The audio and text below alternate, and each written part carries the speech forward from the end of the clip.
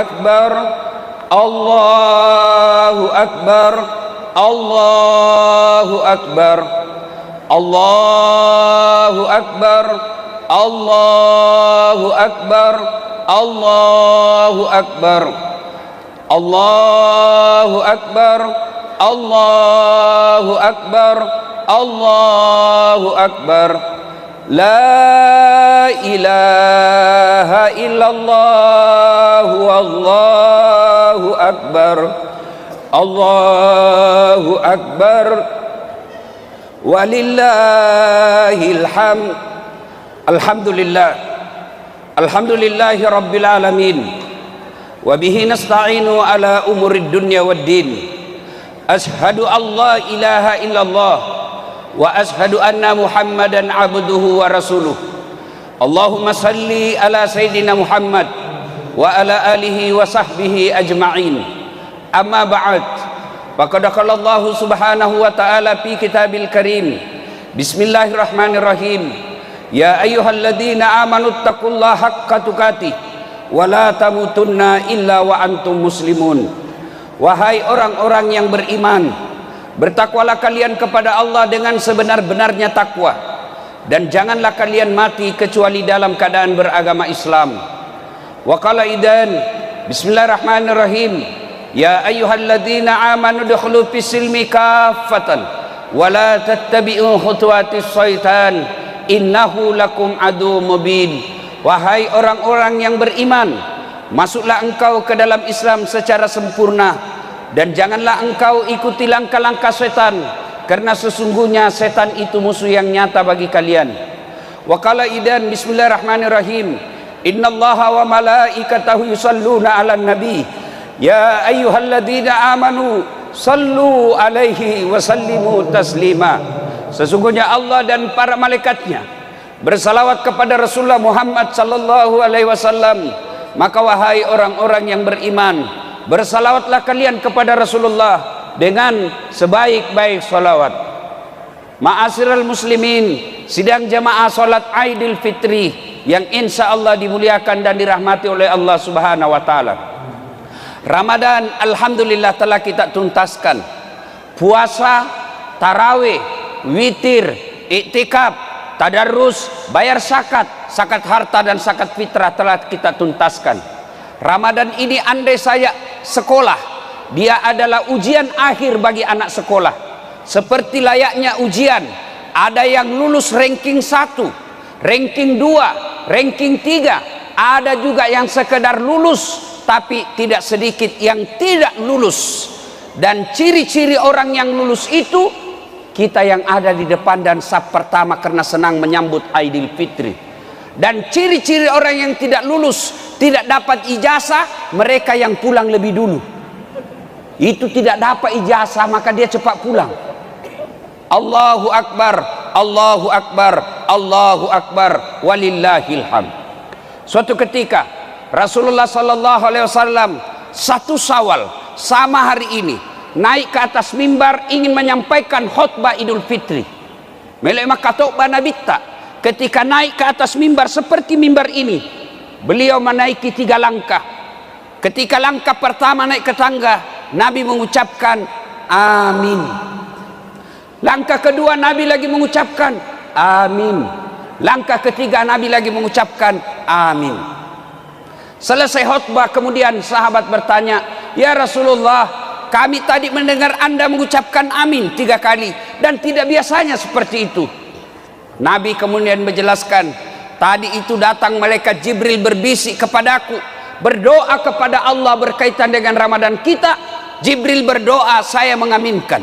Bayangkan saudaraku, malaikat Jibril, malaikat semulia-mulia malaikat, panglimanya malaikat berdoa, lalu diaminkan oleh panglimanya para nabi dan rasul, semulia-mulia Nabi Muhammad sallallahu alaihi wasallam.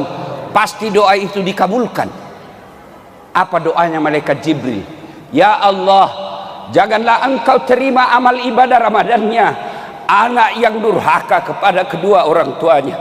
Saudaraku, biar puasamu baik, tahajudmu tiap malam, kau tadarrus 2 kali hatam, tapi kau teteskan air mata orang tuamu, mu pediki hati orang tuamu, kau sakiti hati orang tuamu. Demi Allah, puasamu tidak ada guna, puasamu tidak ada akan sampai kepada Allah. Maka saudaraku yang masih hidup orang tuanya, bersyukur kalian kepada Allah, muliakan orang tuamu, berikan hartamu yang terbaik untuk orang tuamu. Jangan kau pernah hitung-hitung untuk orang tuamu, karena kita bisa seperti ini jasa dari orang tua kita. Maka Rasulullah pernah ditanya, ya Rasulullah, ada orang baik agamanya, bagus ibadahnya, tapi dia meneteskan air mata orang tuanya, dia mengecewakan orang tuanya. Apa kata Nabi? Anak itu jangankan masuk surga, baunya surga dia tidak akan dapat. Bersyukur kita yang masih hidup orang tuanya, meskipun sakit, meskipun menderita orang tua kita, lalu kita merawatnya bertahun-tahun. Ketahuilah, orang tua yang dirawat itu Allah tersenyum kepadamu karena engkau merawat orang tuamu. Tidak semua anak diberikan kesempatan untuk merawat orang tuanya. Umar bin Khattab pernah bertanya, ya Rasulullah, saya tahu tidak mungkin saya melihat wajahnya Allah di dunia, saya tahu tidak mungkin saya bisa melihat Allah di muka bumi ini, tapi saya mau ingin bagaimana supaya Allah tersenyum kepadaku. Maka Nabi menjawab, buatlah ibu bapakmu tersenyum, maka Allah pasti tersenyum kepadamu. Saudaraku, pulang lebaran ini, buat ibu bapakmu tersenyum, kasih hadiah yang terbaik, hibur dia, buatlah kalian dia bersenyum kepadamu, maka Allah pasti tersenyum kepadamu. Adik-adikku para remaja, selesai biasa lemaran, kalian buka baju, kalian buka serban, kalian buka sarung, tapi kalian pergi tempat hiburan. Memang ada dosamu di tempat hiburan? Datanglah kepada orang tuamu, cium kakinya, jangan lepas tangannya sebelum dia katakan, wak dampangan nak, saya maafkan kamu. Dan kemuliaan orang tua itu luar biasa. Kita belum minta maaf, belum jabat tangan, apa kata orang tua kita? Nak, tidak ada dosamu nak, meskipun ada dosamu, aku telah memaafkan kau lahir dan batin. Saudaraku, banyak orang dalam rantauan seperti kita ini yang ada di Batu Licin, ingin mencium ibu bapaknya, ingin mencium tangan ibu bapaknya, tapi ibu bapaknya ada di Jawa, dia tidak kembali kampung karena uangnya terbatas. Maka saudaraku yang ada orang tuanya di tempat ini, kembalilah kalian, buat orang tuamu tersenyum, maka Allah pasti tersenyum kepadamu. Dengar firman Allah, imma yablughanna indakal kibra ahaduhuma au kilahuma fala takul lahuma wala tanharhuma wa kullahuma kaulan karima. Apabila kedua orang tuamu sudah lanjut usia, dalam pemeliharaanmu, matoani tomatoamu, dek nanole kasih murusu alena, dan ini tinggal di rumahmu, jangan kau berkata ah kepadanya, jangan kau teteskan air matanya. Ayat ini kemudian diterjemahkan, ditafsirkan oleh para ulama. Kalau kalian bangun masjid, boleh transfer duitnya dan tidak mengurangi pahalanya. Kalau kalian ingin menyumbang fakir miskin, boleh kirim pakai sopirmu.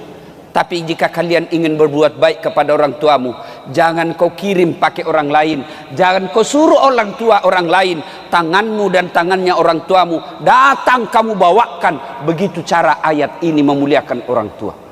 Allahu Akbar, Allahu Akbar, Allahu Akbar, walillahil hamd.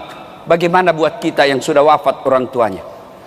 Ustadz, saya dulu nakal, saya dulu sering mengecewakan orang tua saya. Sekarang saya sudah hijrah, saya sudah bertobat, tapi orang tua saya sudah tidak ada Ustadz, sudah ada di alam kubur.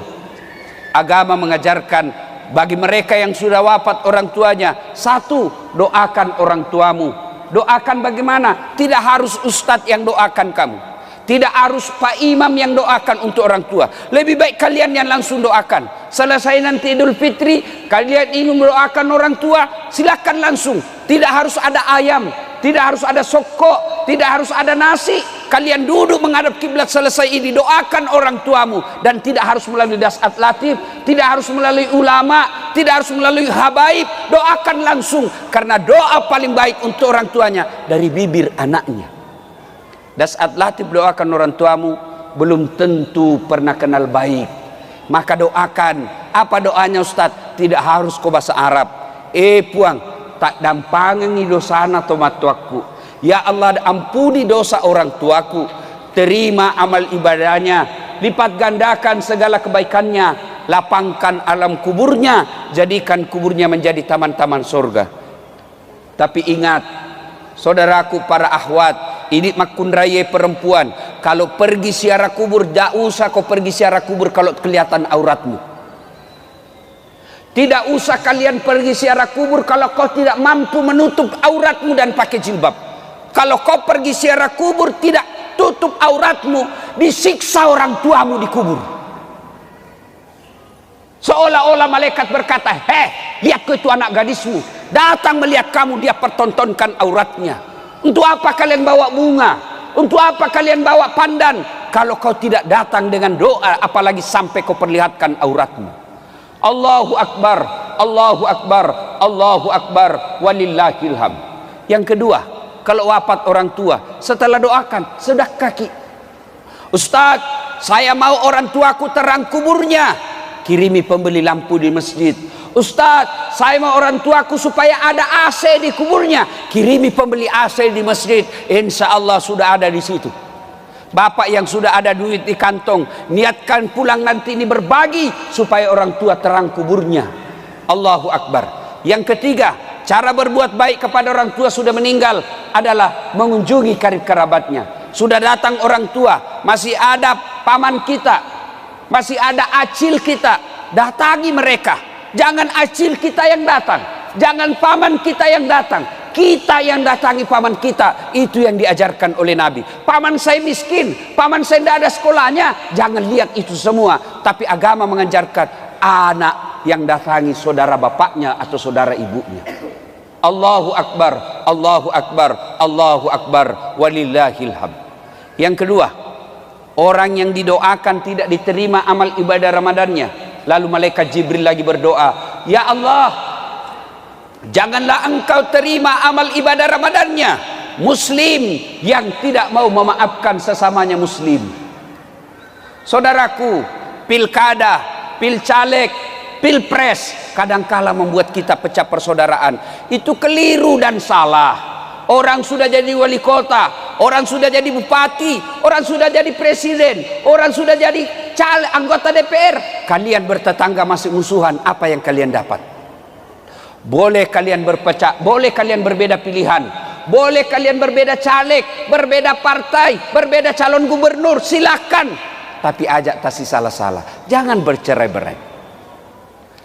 Orang yang memutuskan tali persaudaraan, biar puasanya lengkap, tarawihnya tidak ada putus, zakat sedekahnya baik, 30 malam, tiap malam tahajud. Tapi dia memutuskan tali persaudaraan. Depan rumahnya bermusuh gara-gara parkir, sebelah rumahnya bermusuh gara-gara taman, sebelah kirinya bermusuh gara-gara got, belakang rumahnya bermusuh gara-gara binatang ternaknya. Dengar ancaman Nabi, atadruna manil muflis? Tahu ndak kamu pendusta agama? Tahu ndak kamu orang yang bangkrut di akhirat kelak? Bangkeroi matoko akhirat, pailit dia di akhirat nanti. Siapa mereka? Jarusu wa khati'ur rahim, tetangga yang jahat sama tetangganya dan yang memutuskan tali persaudaraan.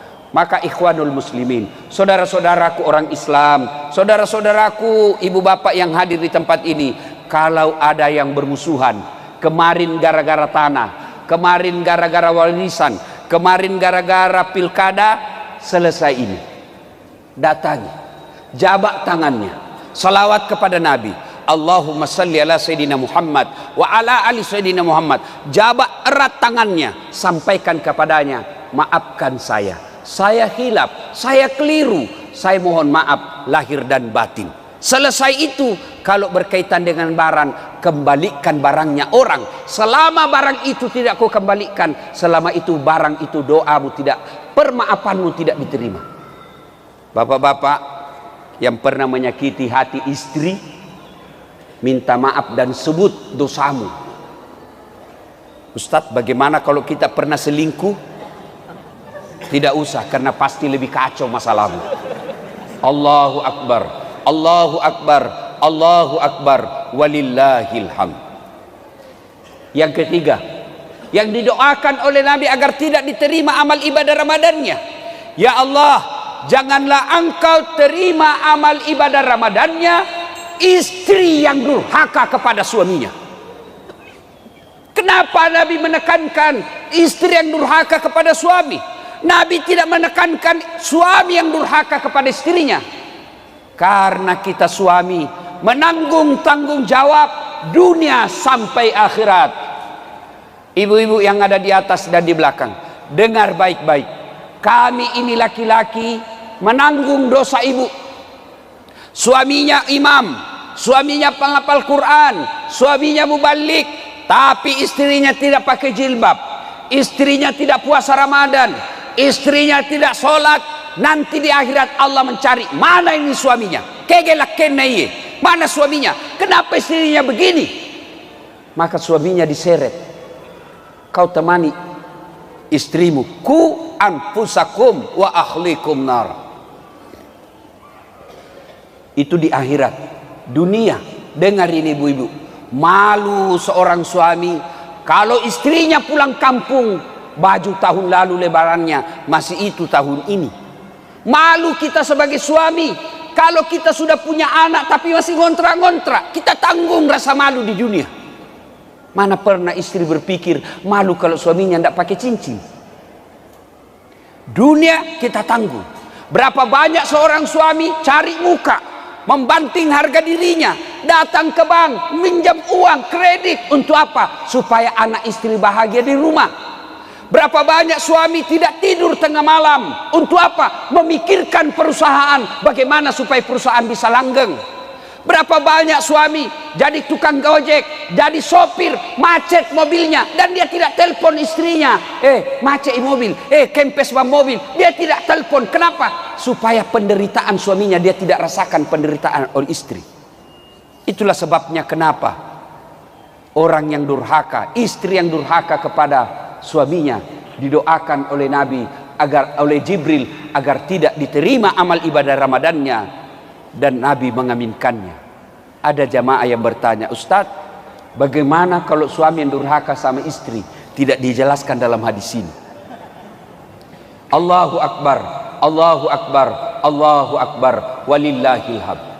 Kalau ibu-ibu tidak senang sama suami, bukan dengan memakinya, bukan dengan menghinanya, bukan dengan menceritakan kejelekannya, tapi jalannya kamu pisah baik-baik, bukan menghinanya.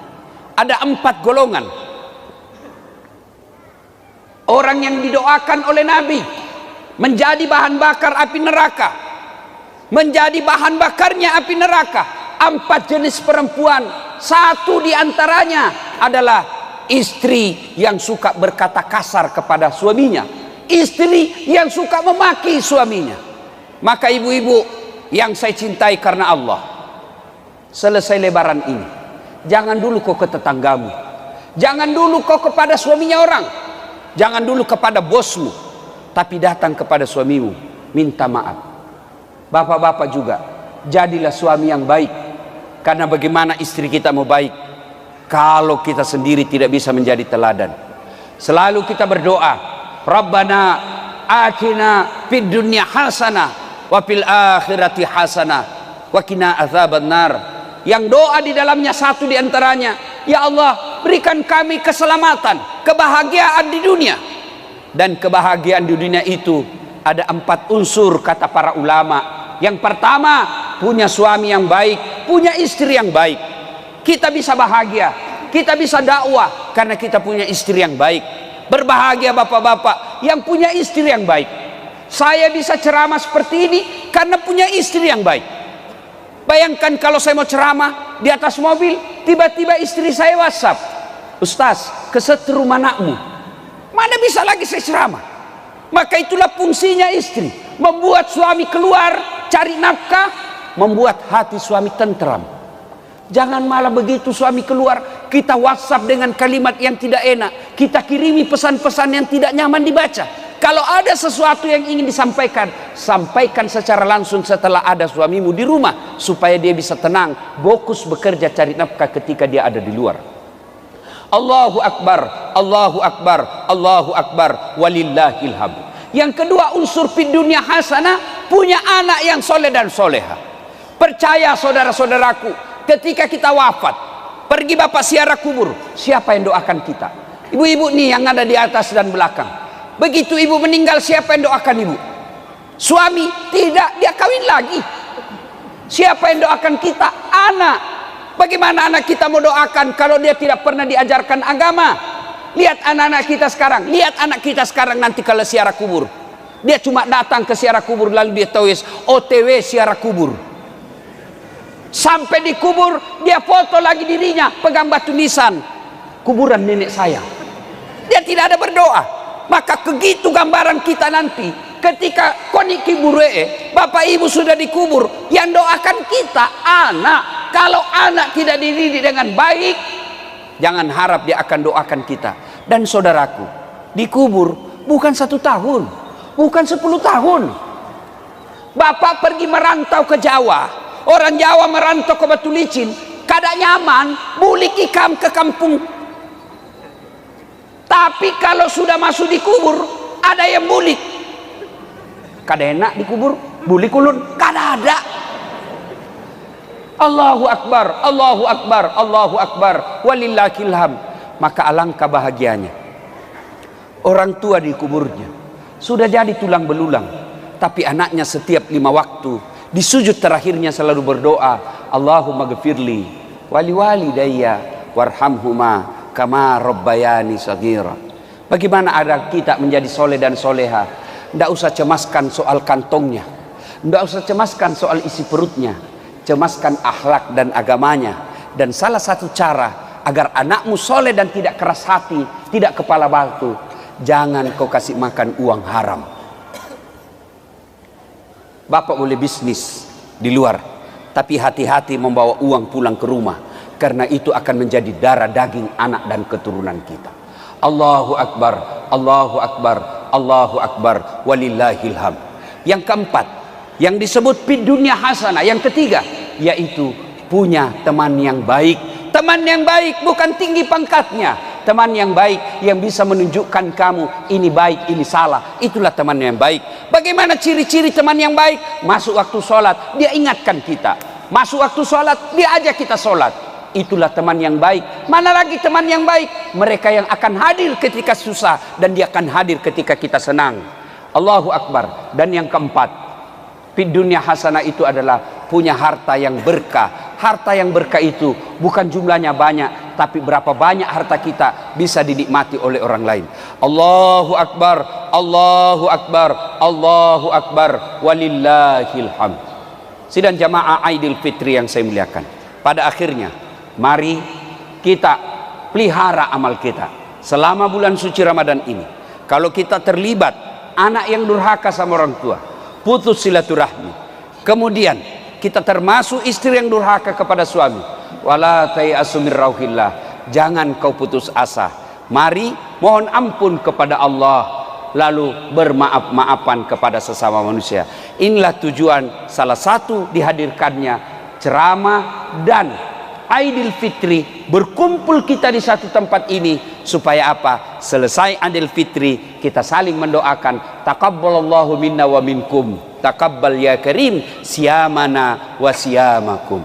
Demikian, semoga ada manfaat. Barakallahu li wa lakum wa izzil mu'minin, innahu huwal ghafurur rahim. Ulama, kalau kalian bangun masjid boleh transfer duitnya dan tidak mengurangi pahalanya. Kalau kalian ingin menyumbang fakir miskin, boleh kirim pakai sopirmu. Tapi jika kalian ingin berbuat baik kepada orang tuamu, jangan kau kirim pakai orang lain. Jangan kau suruh orang tua orang lain, tanganmu dan tangannya orang tuamu datang kamu bawakan. Begitu cara ayat ini memuliakan orang tua. Allahu Akbar, Allahu Akbar, Allahu Akbar, walillahil hamd. Bagaimana buat kita yang sudah wafat orang tuanya? Ustadz, saya dulu nakal, saya dulu sering mengecewakan orang tua saya. Sekarang saya sudah hijrah, saya sudah bertobat, tapi orang tua saya sudah tidak ada Ustaz, sudah ada di alam kubur. Agama mengajarkan bagi mereka yang sudah wafat orang tuanya, satu, doakan orang tuamu. Doakan bagaimana? Tidak harus Ustadz yang doakan kamu, tidak harus Pak Imam yang doakan untuk orang tua. Lebih baik kalian yang langsung doakan. Selesai nanti Idul Fitri, kalian ingin mendoakan orang tua, silakan langsung. Tidak harus ada ayam, tidak harus ada sokok, tidak harus ada nasi. Kalian duduk menghadap kiblat, selesai ini doakan orang tuamu, dan tidak harus melalui dasat latif, tidak harus melalui ulama, tidak harus melalui habaib. Doakan langsung, karena doa paling baik untuk orang tuanya dari bibir anaknya. Dasat latif doakan orang tuamu belum tentu pernah kenal baik, maka doakan. Apa doanya Ustaz? Tidak harus kau bahasa Arab. Puang tak dampangi dosana tomatuaku. Ya Allah, ampuni dosa orang tuaku, terima amal ibadahnya, lipat gandakan segala kebaikannya, lapangkan alam kuburnya, jadikan kuburnya menjadi taman-taman surga. Tapi ingat, saudaraku para akhwat, ini makun raya perempuan, kalau pergi ziarah kubur, tidak usah kau pergi ziarah kubur kalau kelihatan auratmu. Tidak usah kalian pergi ziarah kubur kalau kau tidak mampu menutup auratmu dan pakai jilbab. Kalau kau pergi ziarah kubur tidak tutup auratmu, disiksa orang tuamu di kubur. Seolah-olah malaikat berkata, lihat ke itu anak gadismu, datang melihat kamu, dia pertontonkan auratnya. Untuk apa kalian bawa bunga? Untuk apa kalian bawa pandan? Kalau kau tidak datang dengan doa, apalagi sampai kau perlihatkan auratmu. Allahu Akbar, Allahu Akbar, Allahu Akbar, walillahil hamd. Yang kedua, kalau wafat orang tua, setelah doakan, sedekah ki. Ustaz, saya mau orang tuaku terang kuburnya, kirimi pembeli lampu di masjid.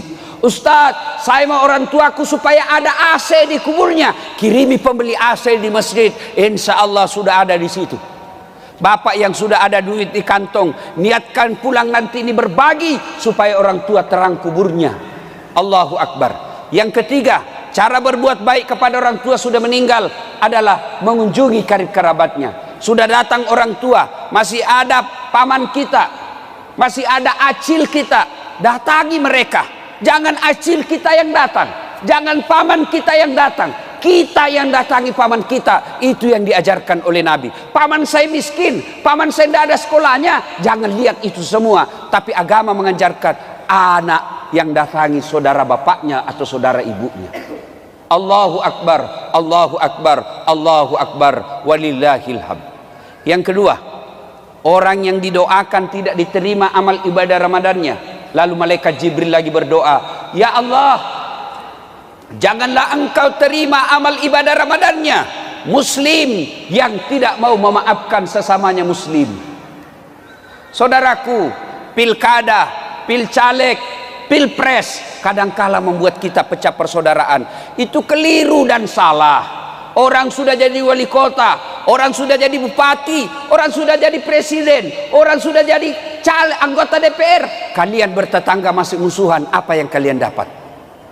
Boleh kalian berpecah, boleh kalian berbeda pilihan, boleh kalian berbeda caleg, berbeda partai, berbeda calon gubernur, silakan. Tapi ajak tasi salah-salah, jangan bercerai-berai. Orang yang memutuskan tali persaudaraan, biar puasanya lengkap, tarawihnya tidak ada putus, zakat sedekahnya baik, 30 malam, tiap malam tahajud. Tapi dia memutuskan tali persaudaraan. Depan rumahnya bermusuh gara-gara parkir, sebelah rumahnya bermusuh gara-gara taman, sebelah kirinya bermusuh gara-gara got, belakang rumahnya bermusuh gara-gara binatang ternaknya. Dengar ancaman Nabi, atadruna manil muflis, tahu ndak kamu pendusta agama, tahu ndak kamu orang yang bangkrut di akhirat kelak, bangkero imato ko akhirat, pailit dia di akhirat nanti. Siapa mereka? Jarusu wa khati'ur rahim, tetangga yang jahat sama tetangganya dan yang memutuskan tali persaudaraan. Maka ikhwanul muslimin, saudara-saudaraku orang Islam, saudara-saudaraku ibu bapak yang hadir di tempat ini, kalau ada yang bermusuhan, kemarin gara-gara tanah, kemarin gara-gara warisan, kemarin gara-gara pilkada, selesai ini, datangi, jabak tangannya, salawat kepada Nabi, Allahumma salli ala Sayyidina Muhammad wa ala ali Sayyidina Muhammad, jabak erat tangannya, sampaikan kepadanya, maafkan saya hilaf, saya keliru, saya mohon maaf lahir dan batin. Selesai itu, kalau berkaitan dengan barang, kembalikan barangnya orang. Selama barang itu tidak kau kembalikan, selama itu barang itu doamu tidak, permaafanmu tidak diterima. Bapak-bapak yang pernah menyakiti hati istri, minta maaf dan sebut dosamu. Ustadz, bagaimana kalau kita pernah selingkuh? Tidak usah, karena pasti lebih kacau masalahmu. Allahu Akbar, Allahu Akbar, Allahu Akbar, walillahil hamd. Yang ketiga, yang didoakan oleh Nabi agar tidak diterima amal ibadah Ramadannya, ya Allah, janganlah engkau terima amal ibadah Ramadannya istri yang durhaka kepada suaminya. Kenapa Nabi menekankan istri yang durhaka kepada suami? Nabi tidak menekankan suami yang durhaka kepada istrinya. Karena kita suami menanggung tanggung jawab dunia sampai akhirat. Ibu-ibu yang ada di atas dan di belakang, dengar baik-baik. Kami ini laki-laki menanggung dosa ibu. Suaminya imam, suaminya penghafal Quran, suaminya mubalik, tapi istrinya tidak pakai jilbab, istrinya tidak puasa Ramadan, istrinya tidak sholat. Nanti di akhirat Allah mencari, mana ini suaminya? Kegelak kenai, mana suaminya? Kenapa istrinya begini? Maka suaminya diseret. Kau temani istrimu, ku anfusakum wa ahlikum nar. Itu di akhirat.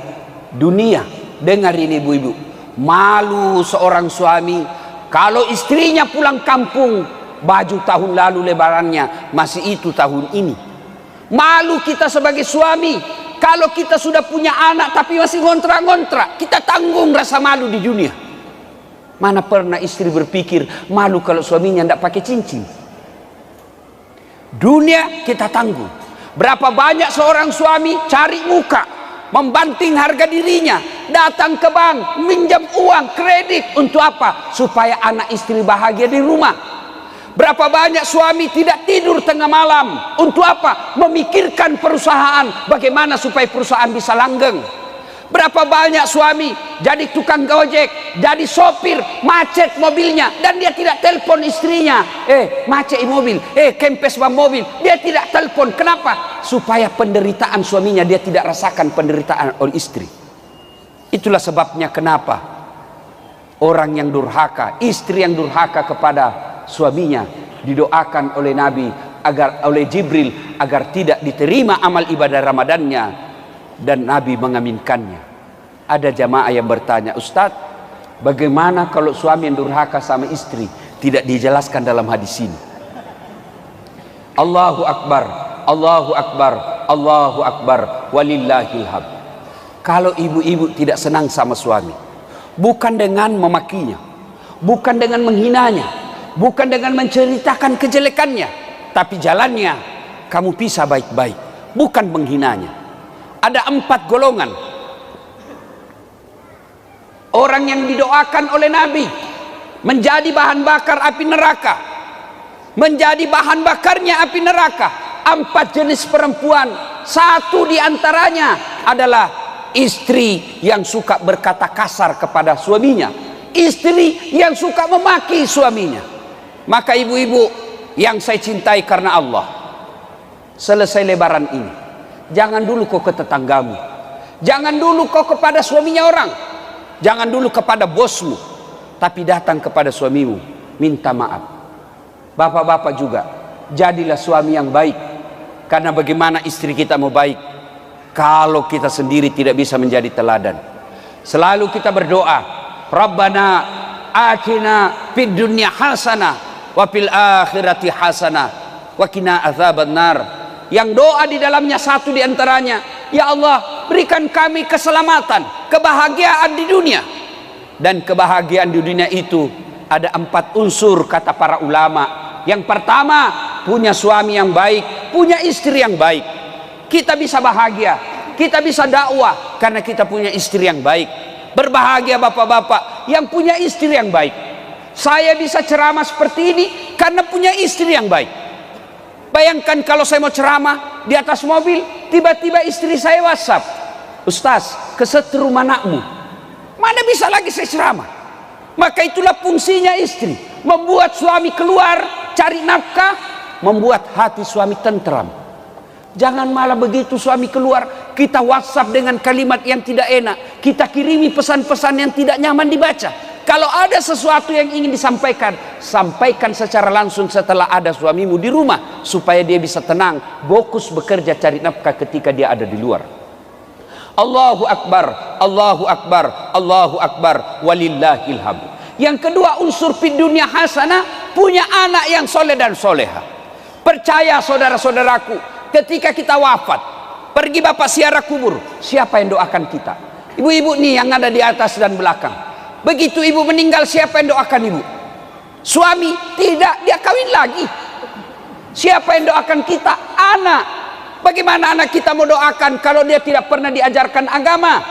Lihat anak-anak kita sekarang, lihat anak kita sekarang nanti kalau ziarah kubur. Dia cuma datang ke ziarah kubur lalu dia tulis OTW ziarah kubur. Sampai di kubur dia foto lagi dirinya pegang batu nisan, kuburan nenek saya. Dia tidak ada berdoa. Maka begitu gambaran kita nanti ketika koniki buree, bapak ibu sudah dikubur, yang doakan kita anak. Kalau anak tidak dididik dengan baik, jangan harap dia akan doakan kita. Dan saudaraku, dikubur bukan 1 tahun, bukan 10 tahun. Bapak pergi merantau ke Jawa, orang Jawa merantau ke Batu Licin, kada nyaman, bulik ikam ke kampung. Tapi kalau sudah masuk di kubur, ada yang bulik. Kada enak dikubur, bulik ulun, kada ada. Allahu Akbar, Allahu Akbar, Allahu Akbar, walillahil hamd. Maka alangkah bahagianya orang tua di kuburnya sudah jadi tulang belulang, tapi anaknya setiap 5 waktu di sujud terakhirnya selalu berdoa, Allahumma ghfirli wali walidayya warhamhuma kama rabbayani shaghira. Bagaimana ada kita menjadi soleh dan soleha?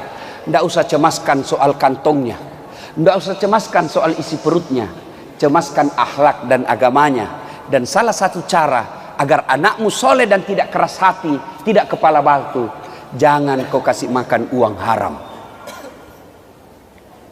Bapak boleh bisnis di luar, tapi hati-hati membawa uang pulang ke rumah, karena itu akan menjadi darah daging anak dan keturunan kita. Allahu Akbar, Allahu Akbar, Allahu Akbar, walillahil hamd. Yang keempat, yang disebut fid dunya hasanah, yang ketiga, yaitu punya teman yang baik.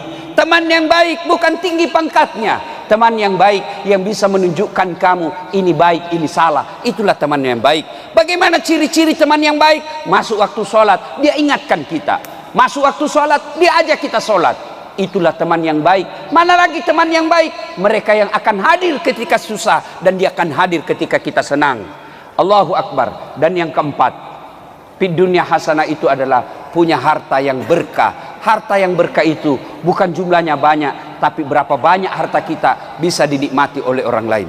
Allahu Akbar, Allahu Akbar, Allahu Akbar, walillahil hamd. Sidang jamaah Aidil Fitri yang saya muliakan, pada akhirnya mari kita pelihara amal kita selama bulan suci Ramadan ini.